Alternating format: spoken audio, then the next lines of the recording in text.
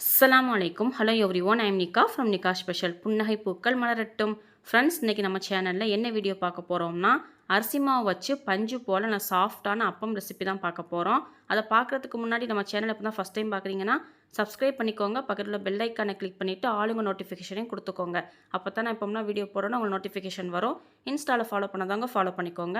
அப்படியே நம்ம வீடியோ பார்த்துட்டு ஒரு லைக் பண்ணிடுங்க. இப்போ வாங்க எப்படி செய்யலாம் சொல்லி பார்க்கலாம். பஞ்சு போல் சாஃப்டான அப்பம் பண்ணுறதுக்கு ஸ்டவ்வில் ஒரு பாத்திரம் வச்சுருக்கேன். அதில் இந்த கப்பில் நான் 3/4 கப் அளவுக்கு சீனி எடுத்திருக்கேன். நீங்கள் எந்த கப்பில் சீனி எடுக்கிறீங்களோ அதே கப்லேயே மற்ற பொருட்களை அளந்து எடுத்துக்கோங்க. இப்போ இதை சேர்த்துடலாம். கூடவே அதே கப்லேயே 3/4 கப் தண்ணி சேர்த்துக்கிறேன். இப்போ இதை நல்லா கரைச்சி எடுத்துக்கிடுவோம். பதம் எதுவும் தேவையில்லை, நல்லா கரைஞ்சி கொதிச்சு வந்தால் போதும். இதையே நீங்கள் வெல்லம் சேர்த்தாலும் இதே 3/4 கப் அளவுக்கு வெல்லம் 3/4 கப் தண்ணி சேர்த்து நல்லா கரைச்சி கொதிச்சு வந்தால் போதும். பதம் எதுவும் தேவையில்லை. அடுத்து இதில் நான் 2 ஏலக்காய் கிள்ளி சேர்த்துக்கிறேன். உங்கள்கிட்ட ஏலக்காய் தூள் இருந்துச்சு அப்படின்னா 1/2 டீஸ்பூன் அளவுக்கு ஏலக்காய் தூள் சேர்த்துக்கோங்க. நல்ல வாசனையாக இருக்கும். இப்போ பாருங்கள், சீனி நல்லா கரைஞ்சி கொதிச்சு வந்துருச்சு. நாம் இப்போ ஆஃப் பண்ணிடலாம். ஆஃப் பண்ணிவிட்டு இதை ஒரு 2லேருந்து 3 நிமிஷத்துக்கு ஆற விட்டுருவோம். நல்ல வார்மான ஸ்டேஜுக்கு வரட்டும். அடுத்து இங்கே 1 கப் அரிசி மாவு எடுத்து வச்சுருக்கேன். நம்ம எந்த கப்பில் சீனி எடுத்தோமோ அதே கப்பில் 1 கப் அரிசி மாவு எடுத்துருக்கேன். அதை பாத்திரத்தில் சேர்த்துடலாம். கூடவே 1/2 கப் அளவுக்கு மைதா மாவு எடுத்து வச்சுருக்கேன். அதையும் சேர்த்துருவோம். அடுத்து பார்த்திங்கன்னா 2 பிஞ்ச் போல் உப்பு, இதையெல்லாம் சேர்த்துட்டு நல்லா மிக்ஸ் பண்ணி விட்டுருவோம். 1 கப் அரிசி மாவு, 1/2 கப் மைதா மாவு, 3/4 கப் சீனி, இதுதான் நம்ம எடுத்துருக்க அளவு. அடுத்து சீனி கரைச்சி வச்சுருந்தோம்ல, அது ஓரளவுக்கு நல்லா ஆறி வந்துருச்சு. ரொம்ப ஆறணும்னு இல்லை, கொஞ்சம் வெதுவெதுப்பான சூட்டில் இருக்கும் போதே நம்ம மாவில் சேர்த்துக்கலாம். எல்லாத்தையும் மொத்தமாக சேர்க்காம கொஞ்சம் கொஞ்சமாக சேர்த்து நம்ம மிக்ஸ் பண்ணிக்குவோம்.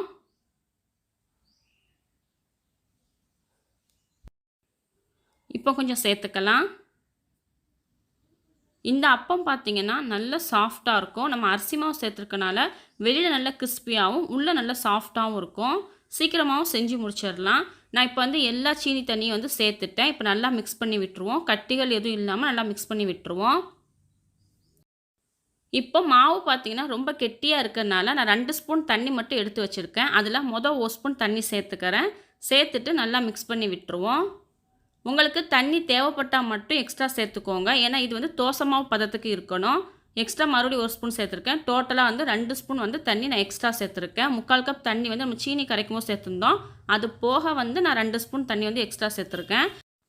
நீங்கள் மாவு எந்த அளவுக்கு கெட்டியாக இருக்குன்னு சொல்லி பார்த்துட்டு அந்த அளவுக்கு தண்ணி சேர்த்துக்கோங்க. ஆனால் அதிகமாக சேர்த்துறாதீங்க. ரொம்ப தண்ணியாகவும் இருக்கக்கூடாது, ரொம்ப கெட்டியாகவும் இருக்கக்கூடாது. அடுத்து இதில் லாஸ்ட்டாக 1/2 டீஸ்பூன் சோடா உப்பு சேர்த்துக்கிறேன். சோடா உப்பு கரையணும் அப்படிங்கிறதுக்காக ஒரு 1/2 டீஸ்பூன் தண்ணி சேர்த்துக்கிறேன். இந்த மாதிரி தண்ணி சேர்த்துட்டு நம்ம கரைச்சி விடும்போது அங்கங்கே கட்டியாக இருக்காது, ஒன்று போல் நல்லா கலந்து வரும். அதுக்காகத்தான். அவ்வளோதான், நம்மளோட அப்பத்துக்கான மாவு சூப்பராக ரெடி ஆகிடுச்சு. நான் இப்போ கரண்டியில் எடுத்து காட்டுறேன் பாருங்கள். இந்த பதத்துக்கு இருக்கணும், அதை நல்லா பார்த்துக்கோங்க. தண்ணி பார்த்து சேர்த்துக்கோங்க. இப்போ நாம் இதை பொரிச்சு எடுத்துக்கலாம். அதுக்கு நாங்கள் ஸ்டவ்வில் கடாயை வச்சு எண்ணெய் சேர்த்துருக்கேன். எண்ணெய் ஹை ஃப்ளேமில் வச்சுருக்கேன். நல்லா சூடாகி வரட்டும். இப்போ பாருங்கள், நல்லா சூடாகி பபுள்ஸ்லாம் வர ஸ்டார்ட் ஆயிடுச்சு. இப்போ நான் லோ ஃப்ளேமுக்கு மாற்றிட்டு 1 குழிக்கரண்டி அளவுக்கு மாவு எடுத்து நான் சேர்த்துக்கிறேன். எண்ணெய் நல்லா சூடாக இருக்கிறதுனால அது தன்னாலே எலும்பி நல்லா பொரிஞ்சு வந்துடும். நீங்கள் பார்க்கும்போதே தெரியும் எந்த அளவுக்கு மேலே எலும்பி வருது அப்படின்னு. இந்த மாதிரி நல்லா பொரிஞ்சு வந்ததுக்கப்புறம் நம்ம திருப்பி போட்டுக்கலாம். இது லைட் ப்ரௌன் கலர் வந்தாலே போதும். லோ ஃப்ளேமில் வச்சு பொரிச்சு எடுத்துக்கோங்க. ஹை ஃப்ளேமில் வச்சிங்கன்னா மேலே கரிஞ்சிரும், உள்ளே மாவு வேகாது. அவ்வளோதான், நம்மளோட சாஃப்டான பஞ்சு போல் அப்பம் சூப்பரான கலரில் ரெடியாகி வந்துருச்சு. நான் அடுத்து இன்னொரு கரண்டி விட்டு காட்டுறேன் பாருங்கள். நான் இப்போ விடும்போது 1/4 கரண்டி அளவுக்கு நான் மாவு சேர்த்துக்கிறேன். இந்த மாதிரி மாவு சேர்த்துட்டு எண்ணெயை அதுக்கு மேலே கொஞ்சமாக தெளித்து விட்டிங்கன்னா நல்லா பொங்கி வரும். நான் செய்கிற மாதிரி செஞ்சுக்கோங்க. அப்போ நல்ல புசு புசுன்னு மேலே நல்லா பொங்கி வரும்.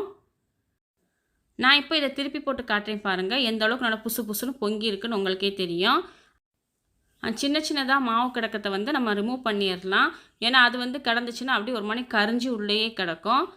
இப்போ பாருங்கள், நல்லா சூப்பராக பொரிஞ்சு வந்துருச்சு. அந்த கலர் பார்க்குறதுக்கே அட்டகாசமாக இருக்குது. அதே மாதிரி எந்த அளவுக்கு நல்லா புசு புசுன்னு இருக்குன்னு உங்களுக்கு பார்க்கும்போதே தெரியும். இப்போ நான் மீதி இருக்க எல்லா மாவுலையும் அப்பம் பொரிச்சிட்டு உங்கள்கிட்ட நான் காட்டுறேன்.